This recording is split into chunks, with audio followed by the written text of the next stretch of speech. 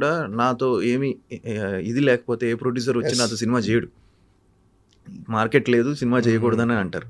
ఇప్పుడు వచ్చి చేస్తున్నారంటే అక్కడ వాళ్ళకి ఏదో ఒక ప్రాఫిట్ ఎక్కడి నుంచో చూస్తున్నారు వాళ్ళు.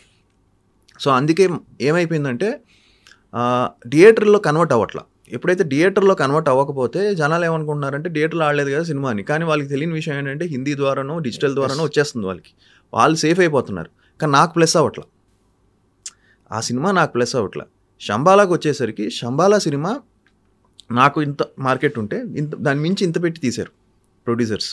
సో దానివల్ల శంబాలా కొంచెం ఆ ట్రైలర్కి కానీ ఆ సినిమా దీనికి కానీ ఒక బజ్ క్రియేట్ అయింది. మంచి ఒక పాజిటివ్ సినిమా. ఒక ట్రైలర్ చూస్తే కూడా ఒక చిన్న గ్రాండియర్ కనబడుతుంది మీకు. సో ఈ సినిమా ఏంటంటే నాకుండే మార్కెట్ని మించి ప్రొడ్యూసర్స్ డేర్ చేశారు కాబట్టి ప్యాషనేట్తో తీసాం సినిమాని. ఎక్కడ కాంప్రమైజ్ అవ్వలేదు. సినిమా మొత్తం మేము ఆర్ఎఫ్సీలో షూట్ చేసాం. కంప్లీట్ ఆ శంబాలా విలేజ్ అదంతా క్రియేట్ చేసాం మేము.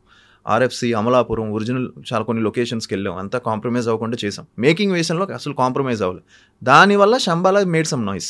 మిగతా సినిమాలు ఏమయ్యంటే ఆదికి ఇంత మార్కెట్ ఉంది, ఇంట్లోనే చేద్దాం అని చెప్పి చేసేసి మనం ఎంతో మిగులుతుందో అది మిగిలేసుకుందాం అని చెప్పేసి చేసేయడం వల్ల ఆ సినిమాకి ఎంత కావాలో అది ఖర్చు పెట్టకుండా, లేదా సినిమా దానికంటే బిగ్గర్గా అవ్వాలి. సో దానివల్ల కొన్ని ఇదైంది. But maximum 70 to 80% of my producers నాతో సినిమా చేసిన వాళ్ళు 70 to 80% సేఫ్ అయ్యారు.